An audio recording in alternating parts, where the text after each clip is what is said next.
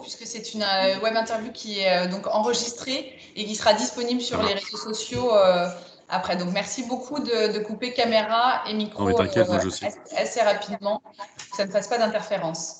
Marie Robineau et donc Laurent Lecol, on va vous animer cette web interview. Nous sommes deux membres de la commission gouvernance. Laurent Lecol en est coprésident. Moi, je suis membre depuis plusieurs années de cette commission gouvernance.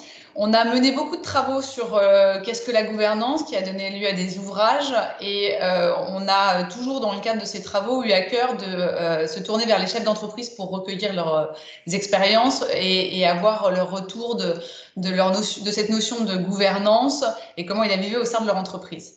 Et c'est dans ce cadre-là que cette web interview se déroule. Il y a eu plusieurs des chefs d'entreprise qui ont été interviewés pour qu'il y ait un retour le plus pratico-pratique, des réflexions qui ont été faites en interne et de ce sur quoi ça a permis de mettre en place des différentes modalités de gouvernance au sein des entreprises. Jean-Loup, merci beaucoup de nous accorder ce temps et nous faire part de votre expérience au sein de la Société du phare que je vous laisserai présenter et de toute votre réflexion. Comme l'a indiqué Philippe, je pense que ça va mener à beaucoup de réflexions puisque vous allez nous présenter un schéma de gouvernance assez atypique, en tout cas pas forcément connu des chefs d'entreprise et vous allez nous indiquer comment cette démarche et cette réflexion a permis d'aboutir à cette forme de gouvernance. Voilà, merci beaucoup en tout cas de cette participation. Merci Marie, bonjour à tous. Donc vous voulez que je vous présente le phare, c'est ça? En premier lieu, oui, tout à fait, exactement, sur brièvement la société, sa structure, brièvement, avant d'aller sur le cœur du sujet de la gouvernance. Ok, donc bonjour à tous. Donc le phare, c'est une agence digitale qu'on a créée il y a 20 ans ici à Nantes. On a aujourd'hui une agence à Rennes avec 30 collaborateurs. Notre métier à nous, c'est de construire et puis de développer des modèles économiques et aussi des modèles digitaux très orientés data pour plutôt des PME et des ETI d'une grande région qui va, on va de Caen, en passant par Paris à La Rochelle, parmi des gens connus dans la région. Voilà. Et puis le phare, c'est aussi un écosystème, parce que je pense qu'on ne fait rien tout seul, et donc de participation, soit dans des startups comme Kipling ou comme Boss2Boss, qui n'est pas une startup, mais c'est aussi des collectifs comme Datamaniac ou Mission Change. La raison d'être du phare, c'est voir plus loin. Vous me direz, c'est normal pour un phare, c'est vrai, mais on s'y efforce du matin au soir de toujours essayer de voir plus loin sur tous les sujets qu'on traite, nous et nos clients. Puis je voulais finir en disant que le bien-être, la vie ensemble, c'est aussi important que le résultat. Et nous, on avance avec ça depuis 20 ans. En tout cas, c'est notre moteur. Et du coup, dans cette logique et dans ces valeurs qui animent le phare, comment s'est inscrit la notion de gouvernance? Et comment la notion de gouvernance a pris une certaine maturité pour avoir une vision et l'organiser? Alors, la gouvernance, c'est un bien grand mot, en fait. C'est un mot que j'ai découvert assez récemment, pour être franc avec vous, parce que quand on a créé, il y a 20 ans, notre entreprise, nous étions 2 associés. On n'avait même pas l'idée d'embaucher des gens, donc c'était vraiment un concept. Et puis, un troisième associé est arrivé. Puis 10 ans plus tard, on s'est dit, tiens, et si on ouvrait le capital du phare à des collaborateurs? 2 sont montés au capital, on s'est retrouvé à 5. Pour autant, on continuait à être organisé comme au tout début, c'est-à-dire un flou global entre la vision, les décisions, l'organisation. On avait beaucoup d'idées, peu de mise en pratique. Et puis des salariés, puisqu'on commençait à être 15, 20, nous le reprochaient très souvent. Je pense que ça s'explique par le fait qu'on est né avant les 35 heures, avant l'idée que, en fait, on avait l'image ou l'idée que chaque collaborateur était un chef d'entreprise. Voilà. Mais sauf que c'est pas vrai. Et que ça pouvait pas durer. Donc voilà pour la partie gouvernance qui n'était pas du tout assumée à l'époque. Et puis il y a un deuxième sujet qui est toujours d'ailleurs, que les marchés, notamment du recrutement, sont en tension très forte sur notamment les développeurs, et qu'on voyait bien qu'il fallait aller plus loin que de simplement acheter un baby-foot. Voilà. Et donc on s'est dit, il faut vraiment qu'on arrive à embarquer des collaborateurs dans une vision d'entreprise, dans une globalité ou une gouvernance d'entreprise, et puis 2, est-ce que ça ne peut pas devenir un bon prétexte ou une bonne façon de nous faire connaître et d'être désirable par le plus grand nombre, et notamment la population des développeurs? Après, comment s'organiser tout en conservant nos valeurs, ce n'était pas simple. Et du coup, quelles ont été les grandes étapes de réflexion, les sources de réflexion sur la gouvernance qui semblaient correspondre le plus aux différentes problématiques que vous venez de décrire précisément et pour assumer et poursuivre les valeurs portées par le phare? Alors, en cherchant, on trouve, hein, c'est sûr, beaucoup de rencontres notamment avec des startups de l'écosystème nantais. Et nous, on a découvert l'holacratie, un peu par hasard, et la fameuse bande dessinée de Bernard-Marie Chiquet. Et ça nous a tout de suite tapé dans l'œil. L'idée d'un management totalement horizontal où chaque collaborateur puisse être autonome et décisionnaire. Ça comptait beaucoup pour nous. On se sentait pas forcément, enfin, il n'y a déjà pas de hiérarchie, mais alors là, la vision de dire il n'y a plus d'organigramme, plus de chef, on revient simplement à la raison d'être, ça nous plaisait beaucoup. Donc, pour faire comprendre comment ça marche, hein, l'holacratie, nous, on est constitués en cercles, qui sont les piliers fondamentaux de l'organisation du phare. On a 6 cercles au phare, hein. Vivre ensemble, qui est je dirais le premier des cercles, production, client, gestion, ressources humaines, innovation. Et puis, autour de ça, on a un cercle d'ancrage qui est représenté par le directeur général que je suis. Et chacun des cercles, en fait, est autonome dans son organisation et dans ses décisions. L'acte fondateur, en fait, de l'holacratie, et c'est vraiment, on l'a vécu, nous, les associés, comme un saut en parachute, hein, c'est d'abandonner toute forme de pouvoir à la constitution de l'holacratie. Et Dieu sait si ça a été dur. Et ça a provoqué chez nous, enfin, notamment les associés, là, une perte de repères parce que on aimait bien être à la baguette de tout. Et on se retrouvait eh bien, en pleine subsidiarité, sans contrôle, quoi. Voilà. Est-ce que je reviens un petit peu sur les concepts d'holacratie ou... En quelques mots pour qu'on comprenne. Donc, on a compris ce fonctionnement en cercle, des cercles qui ont des missions bien déterminées et une organisation aussi bien déterminée. Mais en quelques mots, oui, en effet, sur les avantages, les inconvénients que vous, avec un regard critique et en plus avec un certain historique, vous avez pu mettre en avant sur les plus et les moins de cette organisation qui va peut-être nous permettre de mieux la comprendre. Ok. Alors d'abord, il y a 2 grandes instances dans l'holacratie. Il y a des réunions de gouvernance qui élaborent la politique, et puis au long cours, des réunions de triage où on évoque des tensions. Et donc, le principe, c'est que dans chacun des cercles, vous avez donc un premier lien, un secrétaire et un facilitateur, et puis des collaborateurs, ceux qui le veulent et qui veulent faire partie d'un cercle. Et donc, les réunions de triage, dans ces réunions de triage, on vient apporter une tension, c'est un écart entre une situation voulue et une situation subie. Et donc, la personne qui vient apporter une tension doit avoir la solution. Donc, c'est très processé, toujours dans des temps très courts, avec de l'ajustement permanent, quoi. Mais c'est vraiment un nouveau système d'exploitation qui est très efficace. Donc, pour revenir sur les difficultés qu'on a rencontrées en mettant en place l'holacratie, je le disais, donc c'est de la perte de contrôle au début, parce qu'on en oubliait même qu'il y avait une vraie entreprise, hein. Il y a eu un moment, il y a eu quelque chose comme ça, mais c'est le saut en parachute qui a fait ça. Voilà, tout le monde n'a pas adhéré non plus. On a perdu des collaborateurs en route. Parce que l'idée d'être transparent, de ce nouveau type de gouvernance, ça n'allait pas à certaines personnes. Voilà.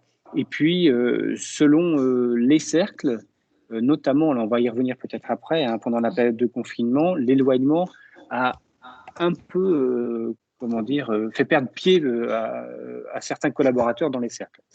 Par contre, les plus que j'ai vus, là, ça a vraiment façonné l'exécutif. On a goûté à l'idée de l'organisation de l'exécutif et même à la responsabilité comme des collaborateurs qui devenaient des chefs d'entreprise dans leur propre cercle. Ça nous a beaucoup intéressés.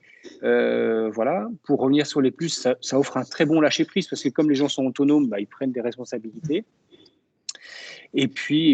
Ça offre beaucoup d'agilité. On va au-delà du droit du travail, quoi, mais c'est important de le concevoir. C'est les notions de hiérarchie, les notions de cadre ou pas cadre, s'effacent assez vite derrière ça.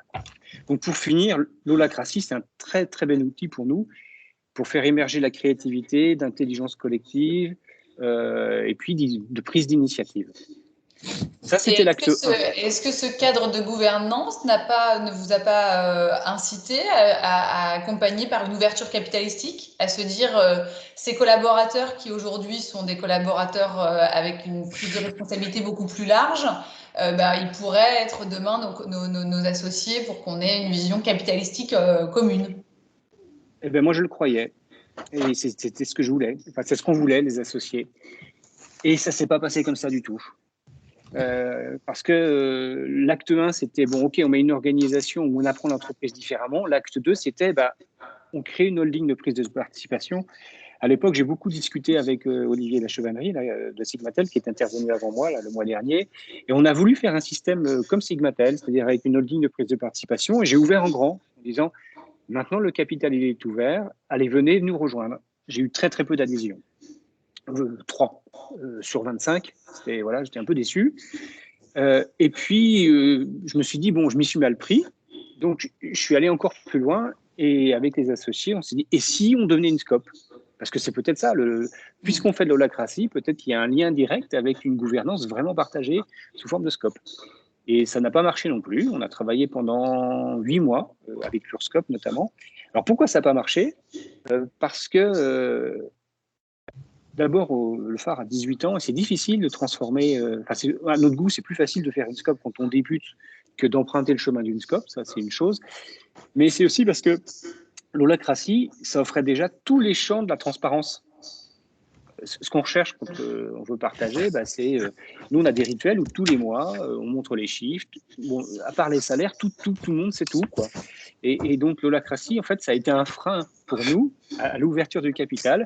Et puis, voilà, donc on s'est arrêté là, un peu déçu, j'avoue, parce qu'on y a beaucoup investi de temps et d'argent.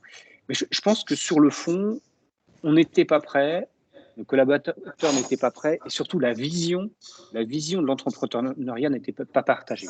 Voilà. Ça leur allait bien dans l'holacratie, monter au capital, c'était autre chose, quoi. Ouais, et pour le coup, c'est quelque chose qui n'est pas toujours évident à faire. Les collaborateurs ont fait une grande distinction entre la notion de gouvernance et la notion de détention capitalistique, les deux notions étant bien distinctes et ne sont pas forcément à faire un lien entre ces deux notions. Très bien. Et la question qui va être celle liée au contexte, c'est quid de ces modalités de gouvernance de l'holacratie quand on est en période de crise sanitaire? Vous l'avez touché du doigt en disant c'est plus compliqué parce que les cercles ne peuvent pas se réunir physiquement, c'est ce que je comprends. Mais voilà, c'était quoi le retour sur cet aspect-là? Je vais répondre à cette question, mais avant, je vais rebondir sur ce que vous venez de dire, Marie, sur le fait que l'holacratie et la mise de l'ouverture de capital ou la proposition et cet échec, ça nous a fait prendre conscience que la gouvernance devait être partagée. Voilà. Le mot gouvernance est arrivé à ce moment-là pour nous. Et ce qui s'est passé pendant le confinement, c'est que on a eu le réflexe, alors bon, on était comme tout le monde chez nous, on a eu le réflexe de dire, bon, on met entre parenthèses l'holacratie, ce qui compte, c'est la survie de l'entreprise. Et donc, les associés se sont vraiment rassemblés, on avait des rituels tous les jours, et en fait, on a essayé de gouverner ou de faire avancer cette entreprise comme ça à distance pendant 5-6 mois. Et au sortir de ça, je me suis dit, ça ne peut pas marcher comme ça. On ne peut pas faire de l'holacratie, faire un retour à une gouvernance par les associés seuls, ça ne marche pas. Via les travaux que vous faites à une APF, mais aussi en discutant beaucoup avec Boss to Boss, puisque je suis, et Anne-Sophie et l'équipe de Boss to Boss, puisque je suis très impliqué dans l'aventure Boss to Boss, là j'ai compris en fait qu'il fallait vraiment séparer les pouvoirs. Et c'est ce qu'on a fait, pour le coup. Donc l'après-confinement, on s'est dit, il y a un pouvoir, qui est le pouvoir souverain, donc qui est je dirais, incarné par les associés, qui incarnent la vision. Et puis, il y a un pouvoir exécutif. Et ce pouvoir exécutif, Si on peut, on va le faire marcher avec l'holacratie. Dans les faits, on a 4 chantiers avec un comité exécutif très très court qui sont nos chantiers cibles de l'année. Et tout le reste de la gouvernance exécutive est dans l'holacratie. Juste voilà, pour expliquer que la prise de conscience de l'éclatement des pouvoirs, c'est un sujet un peu long et que voilà comment ça nous est arrivé. Alors, en période de Covid maintenant, voilà, je viens d'expliquer, en fait, c'est que ça a rebattu les cartes, où on s'est dit plus jamais, en fait, on remélange plus les pouvoirs, il faut absolument qu'ils soient distincts. L'holacratie, pour le coup, pendant les mois de confinement, elle a été mise entre parenthèses. Notamment le cercle Vivre Ensemble, là, il a pris du plomb dans l'aile, et même on est en train de reconstituer l'équipe, parce que c'est compliqué en fait d'être à distance, c'est quand même assez compliqué d'être à distance et de faire vivre tout ça, même si ça pourrait s'y prêter au demeurant. Et c'est en train de renaître en ce moment, là, notamment avec de nouveaux chantiers, avec les mêmes cercles, mais de nouveaux collaborateurs. Voilà. Il y a vraiment, on régénère, en fait, ça se régénère en ce moment. Et la Renaissance est liée à un pouvoir d'impulsion donné par le pouvoir souverain, ou la Renaissance est venue naturellement par l'exécutif? La renaissance de ces cercles et de cette organisation? Alors, c'est né par le pouvoir souverain qui l'a voulu. Enfin, le pouvoir souverain m'ont demandé, les associés m'ont dit, Jean-Loup, si tu voyais l'entreprise, enfin, ils m'ont demandé ma feuille de route pour 2021, ce que j'ai écrit, et je sentais ça. C'est-à-dire qu'il fallait qu'il y ait vraiment cette scission de pouvoir et qu'on donne toute sa chance, quoi, au pouvoir exécutif.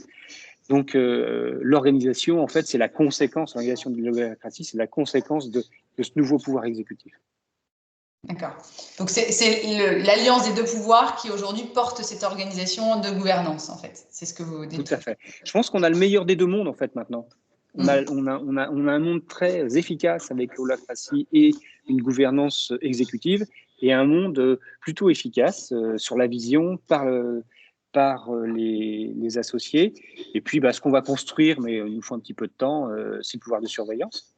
On l'imagine sans doute avec un comité stratégique qui va venir très bientôt. En termes ça sera ma dernière question, Laurent, je me permets juste, en termes de formalisme, cette organisation de gouvernance, elle est régie par quel formalisme? C'est-à-dire des formalismes d'écrit, des formalismes, on favorise l'oral, pour être très pratico-pratique pour tous les chefs d'entreprise qui nous écoutent, qui disent, OK, moi, je touche du doigt quelque chose qui pourrait être applicable dans ma société, mais j'ai peur que si c'est trop lourd, on le laisse tomber comme tous les grands projets qu'on peut avoir en termes d'organisation de gouvernance. Alors, pour tout ce qui est exécutif, dans nos entreprises, on utilise des outils dédiés de tâches qui s'appellent Trello ou autre. Donc, c'est très processé, ça c'est sûr.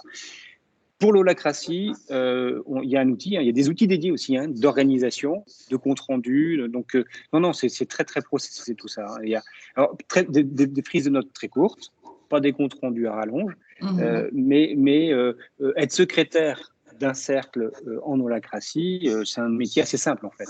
On consigne en temps réel pendant la réunion et ça dit, voilà, faut utiliser les outils qui sont proposés aujourd'hui. Mais ça marche très bien, ça, très bien. D'accord, très bien. Très bien, merci beaucoup. On a un timing qu'on souhaite vraiment respecter à la commission gouvernance pour que chacun puisse après aller vers ses autres activités. On a eu cette phase plutôt de questions et d'explications, et maintenant on est ouvert à toutes les questions que vous pourriez faire passer via Laurent Lemaire, qui se fera un plaisir de les relayer. Et donc il ne faut pas hésiter à les écrire sur le fil d'actualité. Ok, merci Marie, merci Jean-Loup. Écoute, je me fais l'interprète là des premières questions qui sont tombées. Alors une première que moi j'aurais bien aimé te poser aussi, mais bon, c'est parfait, un internaute l'a posée. L'absence de hiérarchie ne favorise-t-elle pas le poids des plus influents dans une organisation? Alors, ça, si, c'est une très bonne question, ça. Ça me renvoie à ma réalité, là. Alors, j'apprends la subsidiarité et je me l'apprends à moi-même, et Dieu sait si c'est un long chemin, ça. Et j'essaye de l'apprendre aux autres, c'est-à-dire que ça devient culturel dans notre entreprise. Non, en fait, je vais prendre un exemple. Gabriel, alternant chez nous en formation. Dans le cercle Vivre Ensemble, c'est lui qui a pris en charge l'accueil des nouveaux. Vous voyez ce que je veux dire? Et donc, c'est lui qui représente l'image de l'entreprise pour tous les nouveaux arrivants dans l'entreprise. Il a vachement de responsabilité, Gabriel. C'est important. Il processe tout ça. Grâce à l'holacratie, enfin jamais s'il n'y avait pas eu l'holacratie, je pense qu'on n'aurait jamais confié ça à un alternant. C'est pas vrai. On aurait confié ça au RH. Donc non, au contraire, je pense que ça fait émerger des vraies envies et des vraies compétences. En tout cas, des vraies envies. Alors justement, tu as un petit peu l'effet miroir de ça aussi, c'est que pour des personnes qui auront peut-être moins de personnalité, la surcharge de responsabilité, est-ce qu'elle n'est pas une source de stress?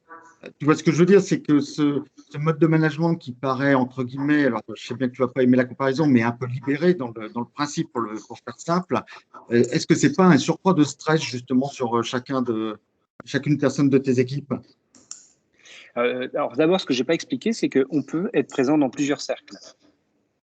On peut être dans le cercle production, dans le cercle vivre ensemble, dans le cercle gestion. On peut candidater en tout cas. Et le cercle lui-même, c'est un petit État dans l'État en fait. Et c'est très, très, très solidaire. Très solidaire. Il n'y a personne qui est en souffrance dans ces cercles-là. En tout cas, les autres sont là pour aider. Ça, c'est sûr, quoi. Donc, je trouve, avec du recul, que même des gens qui ne s'exprimaient pas avant trouvent des terrains d'expression, pas parce qu'ils ont la compétence technique ou de la compétence managériale. Non, c'est parce qu'en fait, ils ont une envie. Et ça, je vous avoue que c'est vrai, hein, ça. J'ai en tête Benjamin, il est développeur chez nous, il s'occupe d'un club de rugby. Et ben, très vite, il a pris, enfin, il a organisé des choses et il l'aurait pas fait, enfin jamais, non plus on lui aurait pas donné comme ça, mais il a, comment dire, oui, ses expressions, il a ses projets, c'est validé par les cercles, par son cercle. Non, ça fonctionne plutôt bien, je trouve ça. D'accord. Donc, en quelque sorte, les cercles donnent un peu de légitimité sur la démarche et protègent aussi les salariés d'une certaine manière, les accompagnent. Exactement. Et puis surtout, l'œil des dirigeants, il n'y a pas l'œil des dirigeants en fait. Parce que si moi je fais partie d'un cercle, ce que je suis collaborateur, voilà, et avec ma mission normale, quoi. D'accord. Alors, une autre question, moi, parce que c'est un point qui ne doit pas être évident. Quelle a été la vision, je ne sais pas, tu dis que tu participes à Boss to Boss, par exemple, donc j'imagine que tu as pu présenter un petit peu toute cette organisation à des confrères, à tes pairs, en quelque sorte. Quelle a été la réaction? Tu n'as pas eu des difficultés là pour dire que c'était un bon système? Alors, d'abord, les gens qui me connaissent, ils savent que je suis toujours en train d'aller chercher des trucs un peu bizarres. Si. Qu'est-ce que tu nous dis? De quoi parles-tu? Si, bah, très bien, oui. Bah, comme tous ceux qui cherchent, quoi. C'est normal, ça. Mais je sais où je vais, donc c'est pas grave. Mais il y a eu c'est un petit peu comme l'entreprise libérée quand l'ami Alexandre Gérard a poussé ce sujet-là dans la région aussi. C'est pareil. On l'a pris un petit peu pour un fou. Je constate simplement que des entreprises embarquent, et même des entreprises qui sont accompagnées par Boss to Boss. Donc, ça veut dire qu'il y a quelque chose. Laurent, le micro est coupé. Oui, pardon, merci Marie.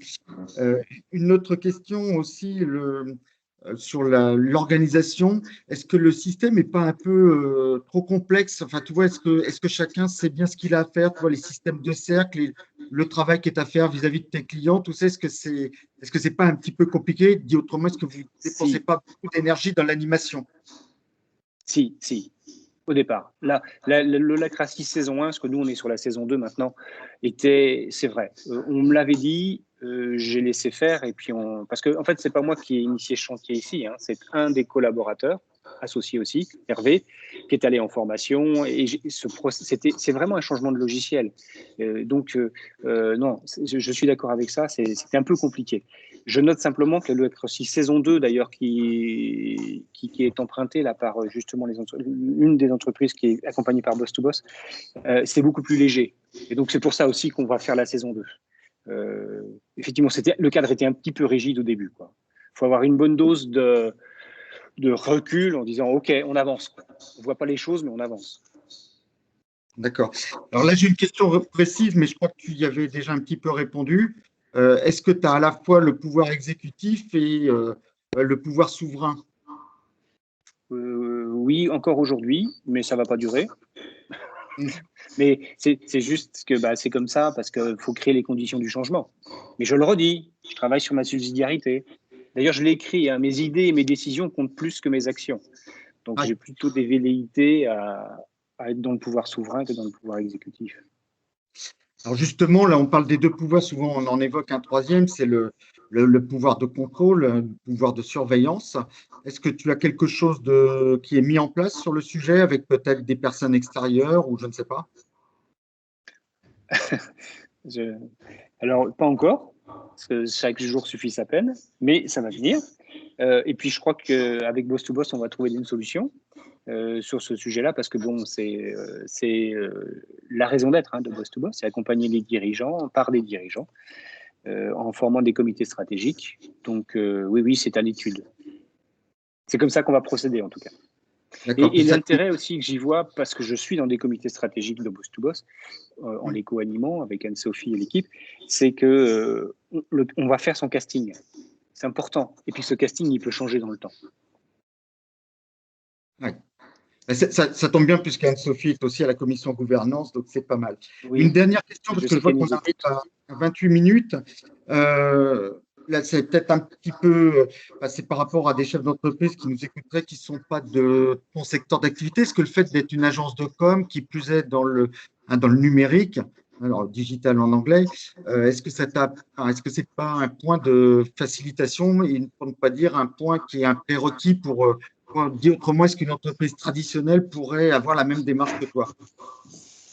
Alors, il est vrai, tu as raison, Laurent. Hein, on le voit bien, hein, les agences de services en général, très très vite, comme la valeur, elle est dans le cerveau des gens qui la composent, très vite, ça semble évident que les collaborateurs puissent avoir une voix au chapitre ou monter au capital. Voilà, on voit ça très très bien. Et donc l'holacratie s'y prête bien.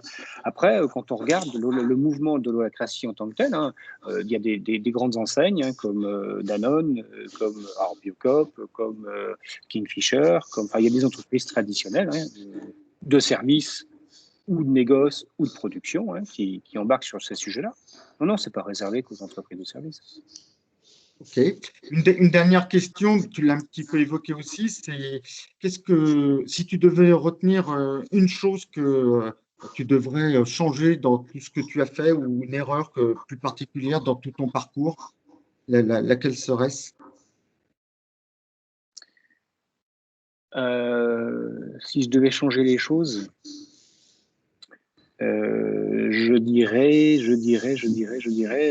c'est la fameuse subsidiarité, c'est faire confiance plus vite. C'est faire confiance plus vite parce que là, en ce moment, je suis en train de beaucoup travailler sur la façon de commercer et je trouve que la façon de manager, elle est vraiment, enfin, le Covid et tout ça, ça change vraiment les choses, quoi. Et j'avais une amie, là, Sandra Rotaillot, pour ne pas la nommer, qui me disait, sur ces sujets-là, elle aussi, qui me disait, en fait, on veut offrir avec notre prisme à nous, on veut offrir la gouvernance avec notre prisme à nous. Non, c'est le prisme de ceux qui veulent vraiment embarquer, quoi. Et pour moi, c'est ça la subsidiarité. C'est vraiment se mettre à la place d'eux, s'effacer, vraiment s'effacer pour laisser la place à. Ouais. Et ce qui est pas obligatoirement le plus facile. C'est certain. Non, C'est Très certain. bien, on aime Jean-Loup, bien son on pouvoir. arrive au bout, hein, même s'il y avait encore peut-être quelques questions qui arrivaient, mais je crois qu'on arrive au bout. Merci à toi, Jean-Loup. Je te laisse conclure, Marie. Merci à vous.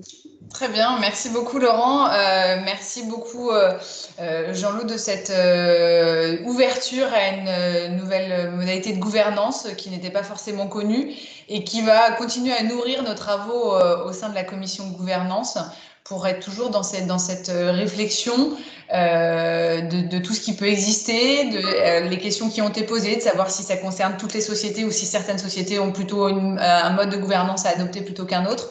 Mais merci beaucoup de ce temps qui a été consacré, parce qu'il y a eu un temps important pour la préparation, pour respecter ce format très réduit et d'être efficace dans le message et la parole que l'on souhaite diffuser. Au vu des questions et là des retours que l'on peut avoir sur le fil de discussion, je pense qu'on a atteint l'objectif. Donc, encore une fois, merci beaucoup Jean-Loup. Et nous allons continuer à travailler au sein de la commission pour nourrir cette réflexion qui est très large et qui, comme vous l'avez dit à titre liminaire, est assez nouvelle. C'est pour ça que notre premier travail avait été de dire mais qu'est-ce que la gouvernance dans un ouvrage qui est disponible sur le site d'ENAPF, parce que c'est finalement beaucoup de choses. Donc voilà, merci à tous et bon appétit pour ceux qui après vont passer à table. Voilà, merci, au revoir. Merci, au revoir. Merci, au revoir. Merci, au revoir.